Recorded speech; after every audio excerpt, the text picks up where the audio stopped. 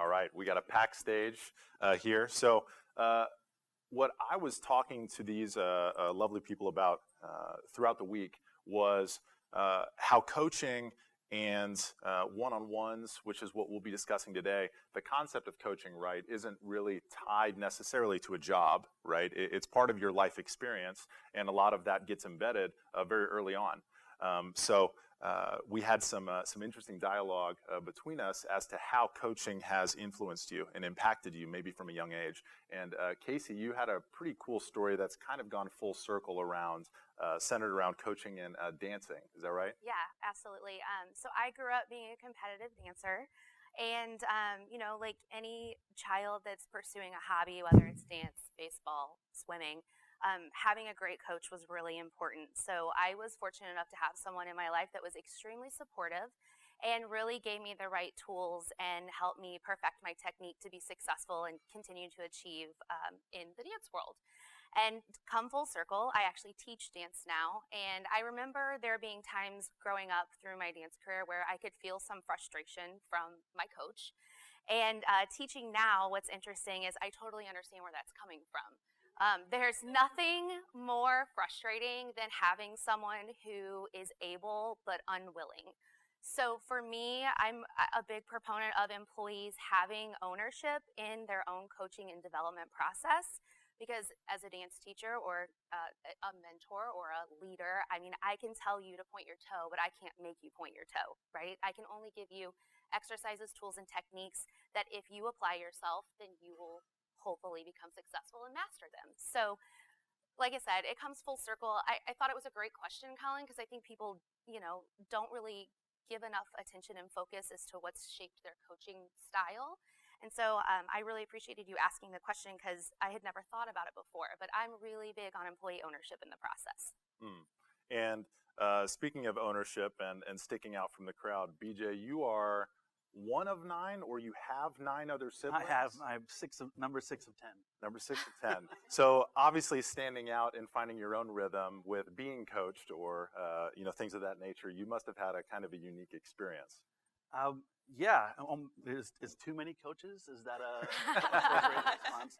I was the middle of 10, and of course my parents were super busy with everyone. But having 5 older siblings, they really supported my parents, and they acted as coaches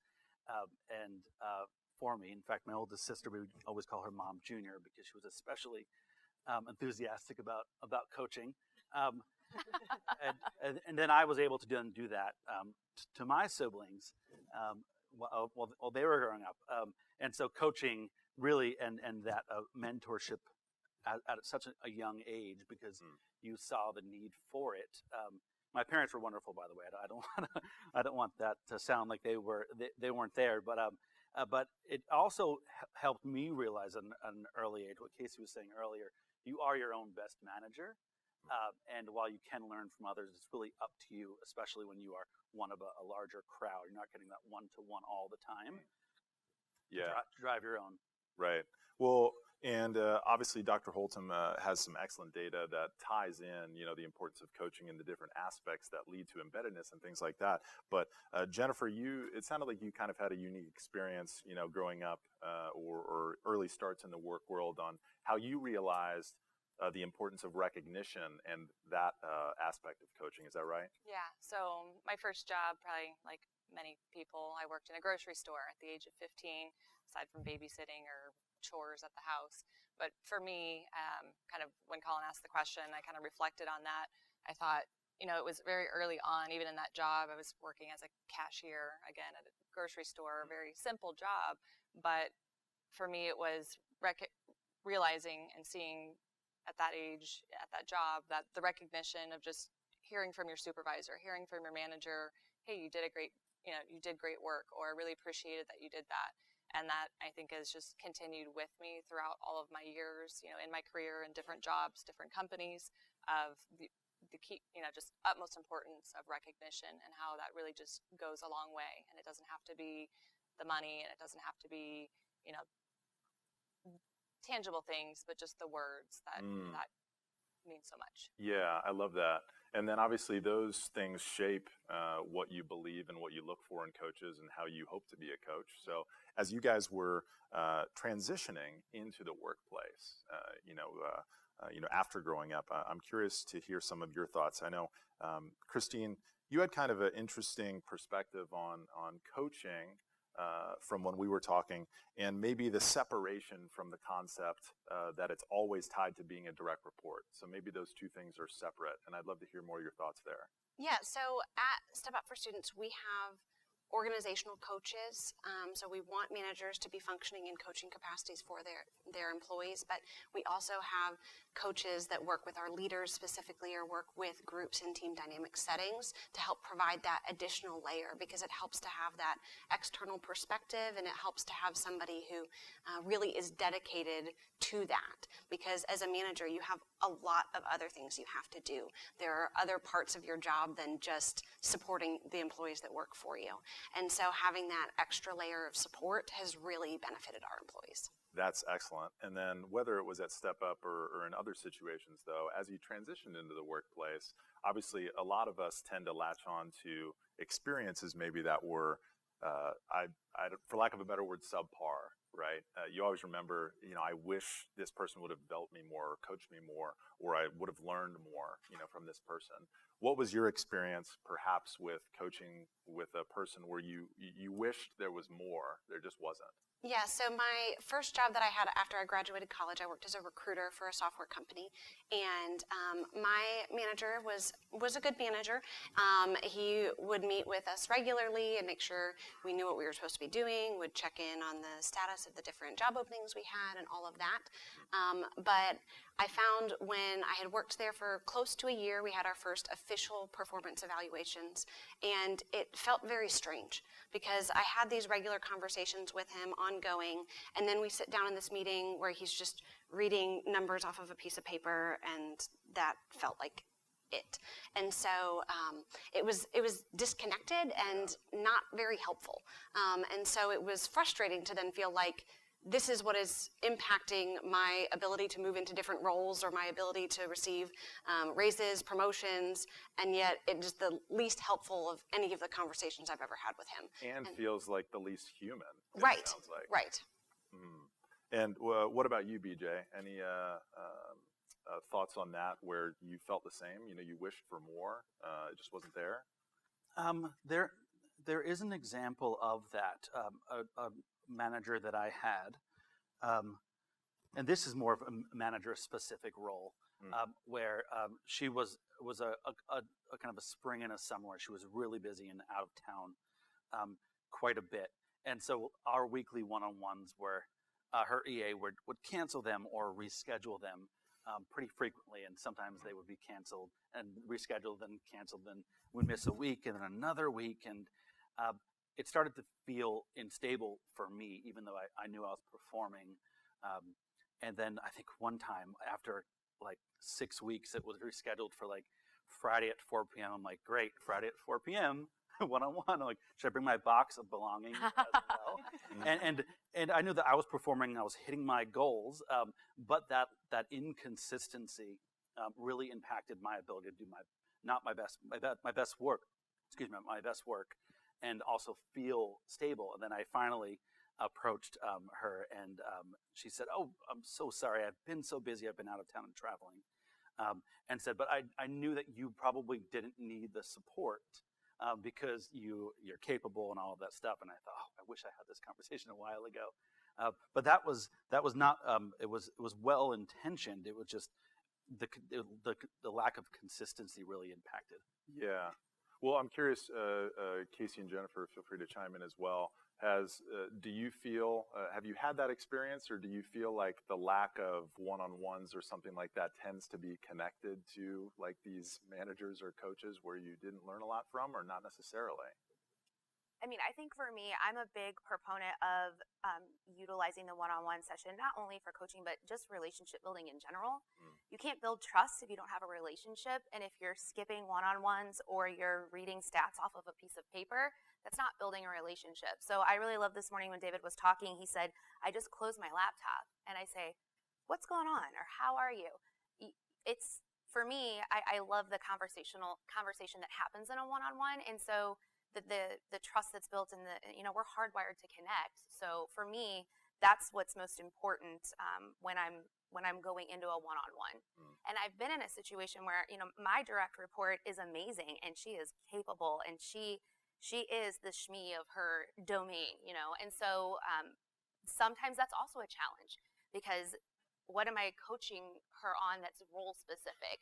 Maybe my job isn't to coach her specifically on, her payroll functions, but maybe my job is to coach her on other skills that she's lacking. So for me, sometimes it can even be more difficult when you have a rock star, because they are capable. Right. And so that's why I think for her and I, it's more about building a relationship and connecting on a deeper level than just, hey, you're killing it at work. Yeah. Well, Jennifer, for you, you have a few direct reports, right? So how do you approach those coaching or one-on-one situations? So I have a small team. I manage 3 people currently, and I think for me, sometimes the struggle, or where I have to make sure I'm stepping back and really doing it the right way, or what I feel is the right way, or how I've experienced it in a very positive way throughout the years from great leaders and mentors that I've had, is to make sure that we're not just having conversations about the work and the processes. Like, our organization is growing tremendously over the years. We've grown so much. We acquire other companies, and it's fast paced, and our days never look like how we think they're going to. So then there's a ton going on. We're handling so many different things in the scope of HR. So when I have these dedicated one-on-one conversations, I need to make sure, it's the work, but then scheduling separate meetings that are not about the work, but about the person, what their needs are, what the development opportunities are, right, how I can be of support to that individual for their growth and development. Got it. And Christine, forgive me if I'm wrong, but you don't have any direct reports right now, is that That's right? correct. Yeah. So with you as a direct report, like, what do you look for as you head into those meetings? Or what's the most challenging thing for you on the other side? Yeah. So in my current role with my manager, she is wonderful. I really appreciate the way that she conducts our one-on-ones. So we have adjusted what they look like over the course of time. So when I first started as a new employee, they were more frequent and longer. And then as I became more comfortable in my role, they became less frequent or shorter, and they've changed a number of different times in that sort of structure since I've been working for her for the last 3 years. And but she really takes the time in that to, like Jennifer was saying, it's not just about making sure you're doing the work that you need to be doing, but also taking that time to look at what are your long-term goals and how are you working towards those things. And that's something, we're here for TinyPulse, and that's something that using the TinyPulse platform has been really beneficial for us, because it gives that reminder that it's not just about what is the work you have to do and are you doing it or not, but where are you trying to get in your career and what are you doing to make those goals happen. Yeah. Well, Kacie, you said something interesting about there's this delicate balance between direction and freedom. And like, whether you are a manager or you're a direct report, that that's one of the most challenging balances that you can have. Can you speak to your thoughts or experiences on that? Yeah, I had an experience early on in my career where the one-on-one sessions that I was having felt more like a dictatorship, where this is the problem, this is how we're going to solve it, go solve it, then come back and tell me it's been fixed. I love brainstorming and problem solving, and so for me, I was getting no motivation and joy out of that process whatsoever, because I was extremely detached from the problem solving that was going on. So I think the team that I'm on now, we collaborate weekly. It's like a cross-functional team, and so there's a lot of problem solving that happens in those weekly meetings. And I know that if I come to my boss and come to her with a problem, it's expected that I also bring solutions. And she may help guide me down a path, or likes to maybe ask questions to make me dig deeper, think more. But for me, I think it's really important that people be a part of that problem solving process. I mean, there are times in situations where, yes, if you lack experience and knowledge about what the next step should be, obviously you're going to take direction. But being involved in that process for me, it's just more growth and development. So. Got it. Well, so BJ, you have direct reports yourself, and let's say you're entering into a one-on-one, which a lot of us are, where maybe you don't feel like you've had the adequate time to prepare. Or you've had a busy schedule and things like that. Obviously, we know the importance of consistency, but what do you do in that situation? Is it important to just push forward and do it, or do you reschedule, with the employees' thoughts and emotions in mind? Yeah, I think that's a good question, because prioritization is one thing, then real life gets in the way sometimes. I try to move my one-on-ones, make them the last thing to move. Of course, some things get in the way there. If I have to move it, if I'm not traveling or I have a full day meeting, if I have to move it, I will try to meet up with that employee that day, even just for 10 or 15 minutes, just to connect and say, is there anything urgent that I can help you with before we reschedule it for another time that week that's not Friday at 4:30 p.m. But I think that is if I'm not feeling prepared, I probably won't take the full half hour or 45 minutes or hour, whatever that employee and I have set up on a weekly basis. Yeah, still have the meeting, but maybe shorten it up. Shorten it up and then make up for it later. Well, obviously, there's been a lot of change in the engagement and the coaching space over time, right? So perhaps as a direct report or as managers yourselves, you had sort of archaic processes before that you may have changed with either process or maybe some software to support you guys. So I'll go just down the line. I'll start with you, Jennifer. Can you recall maybe the past and sort of the present on what wasn't working and then what you're trying to do currently? Sure. So I've been with NeoGenomics, the company that I'm currently working for the past 13 years, which is a little bit unusual to have stayed with a company for so long. So I started when we were 20 people, one location. We're now 1,500 and 8 U.S. locations, 2 international locations. So through the years there, I haven't always been in HR. I've held other functions, but for about the past 7 or so, I have.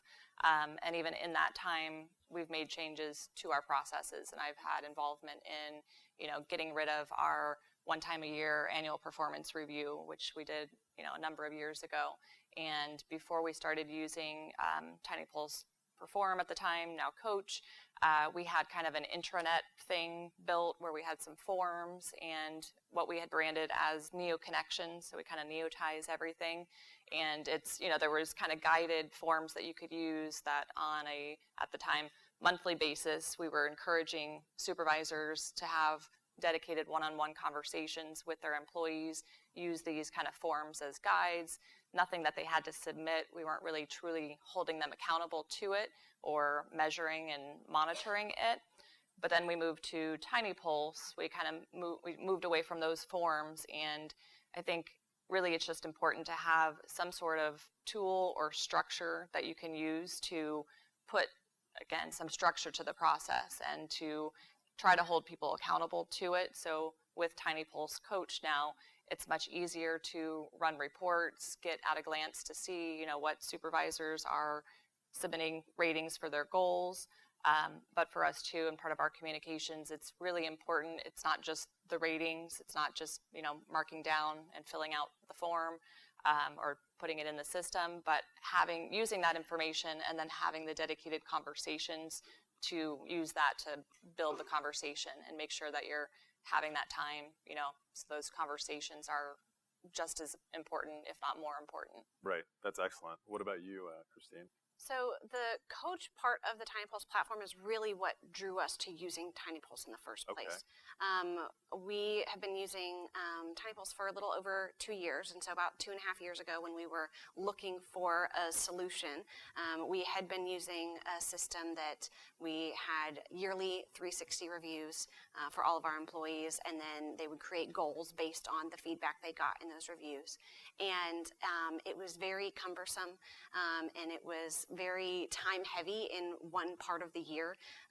People felt overwhelmed by the amount of time it took to submit feedback for all of their peers and direct reports and managers, and something that has been really beneficial to us in using TinyPulse Coach is giving employees and giving managers the freedom to ask that feedback anytime during the year. And so it's not tied to just one time where as admins we are going out and sending 360s for all the employees. We are still there to do that and help them when they want help.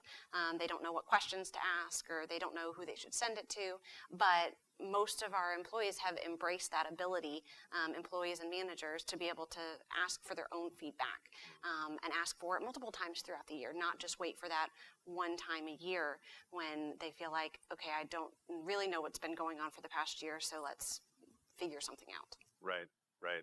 And I want to get to a couple of you guys' questions after we finish with Kacie and BJ. So please feel free to enter what you guys would like to ask the panel. But Kacie, what about you?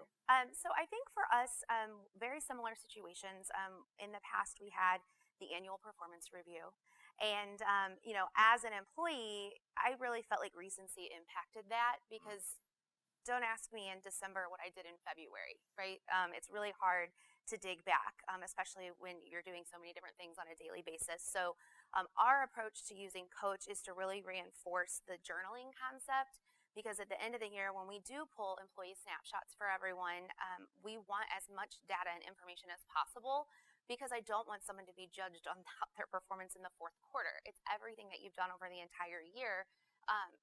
And the other thing is, no one likes surprises. So we had always encouraged our managers to be having these monthly one-on-ones and check-ins, but we had no real way of holding people accountable. And sometimes, you'd get to your annual review and it would be a surprise. Well, now it can't be a surprise, because every month our employees are taking time to journal, about their successes or areas that they need support, and we're able to change behavior quicker instead of waiting till the very end of the year to talk about something that's been an ongoing problem. Right, right. That's excellent. And then we'll finish with you, BJ. What was past state versus current state?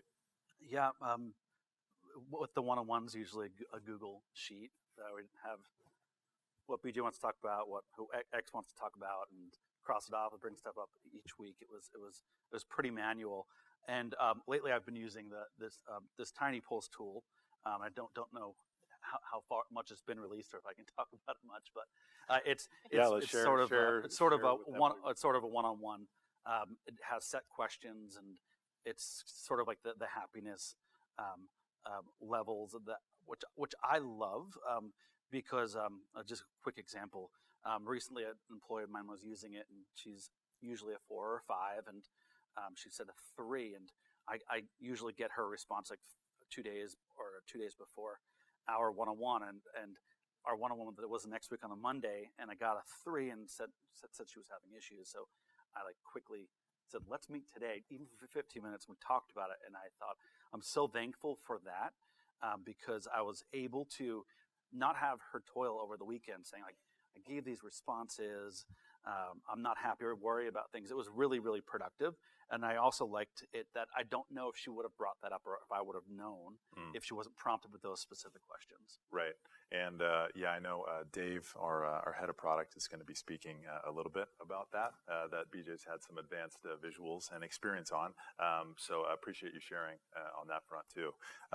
So we've got a handful of very highly rated or voted questions from the crowd. So I'll pose a few of them to you guys, and then jump as you see fit. So the first one is, how would you guys recommend, or have you coached managers to make them prioritize deeper one-on-ones with their teams? How would you go about that, or how have you gone about that? So in our organization, I think we've realized that we have a lot of green supervisors. So people are good at what they do, and it's a laboratory, is our company. So they're great working in the lab, at the bench. They get promoted, but not necessarily. And this is true for many positions, that you're good at the work, but you're not necessarily great, or you don't have those just innate skills to really develop people, or the soft skills with it. So we recognize, we really need to make sure that we're making it a priority to train our supervisors, whether that's they're promoted internally or they're hired in new, and even if they've had experience, we never want to make assumptions that they know how to do these things or that they're going to do it the way that we'd like them to, that align with our values, with our culture, and make sure that everyone's kind of doing it the same way. So I think it's recognizing that, it's important to have that training and to not make assumptions that just because someone has a team of people that they know how to handle these types of situations or that they're great coaches. I mean, it's not easy stuff. It's not easy for me oftentimes, even with my own team. And as I'm working with supervisors in the role in HR, it's kind of keeping that in mind and making sure that we're giving as much support, training, guidance as we can to them. Just to, in the efforts of time, I want to get to a few more of these questions since we're already up. But one of the other ones was, this was cool. What is your favorite question to be asked or favorite question to ask in a one-on-one? And perhaps this can help avoid the conversation from going into a negative place where you're complaining. It keeps the conversation positive. Do you guys have any examples of questions that you ask? I can tell you one thing that I do, and I don't just do this in one-on-ones, but we do it at the start of every meeting that we have. I kick off my conversations or meeting by asking a question like, tell me something good, or tell me something that brings you joy. What's made you happy this week? I think it's really important to set the tone up front, and then it also gives you an opportunity to learn a little bit more about the person. Got it. That's great. Any other suggestions? As a manager, I like to ask, how can I support you this week? To make sure that things bubble up quickly so that I know that what I can prioritize for that employee that week. Understood. And maybe you guys aren't in this specific situation, but maybe know of folks who are or have colleagues at your organization who are in this situation. Any tips on great coaching for remote team members? We have a number of employees and teams that are remote, so we have some mix of an entire team that would be remote or teams that have maybe half the team in an office and the other half remote. And I know that it just over communication is really the key in those situations, that you feel like it's too much, but the employees never feel like it's too much. And so if you're not sure about something, just call somebody. I think we're very quick to send emails and send IMs and all of those things, but if you can get on the phone, you can, if someone is concerned about something, you can help them through that, help them talk through that in a much quicker and more productive period of time. Yeah. And I'll close with this. What was really interesting about 2 months ago at TinyPulse, we asked two questions at the same time. We asked, how regularly are your one-on-ones being held? And also, how effective are they? So 2 separate questions, right? And so obviously you can track compliance and some of that stuff through Coach, which it sounds like a lot of you do. However, the effectiveness is always interesting to hear, whether an employee is remote or in the office, right? Because often those things are misaligned. When we looked at it, obviously with TinyPulse, you can't tie responses back to an individual because of anonymity, but it was shocking how aligned the scores were. So I don't remember the exact percentages, but let's say 65% of the people said they had extremely regular one-on-ones, which were never missed. For the other question on effectiveness, it was about 64% that said it was extremely effective. So there is a correlation and a connection between just the habit itself, just trying, and it's always going to shift, which you guys have talked about. But really appreciate the knowledge, the expertise. Thank you all for sharing, and let's all give our panelists one more hand.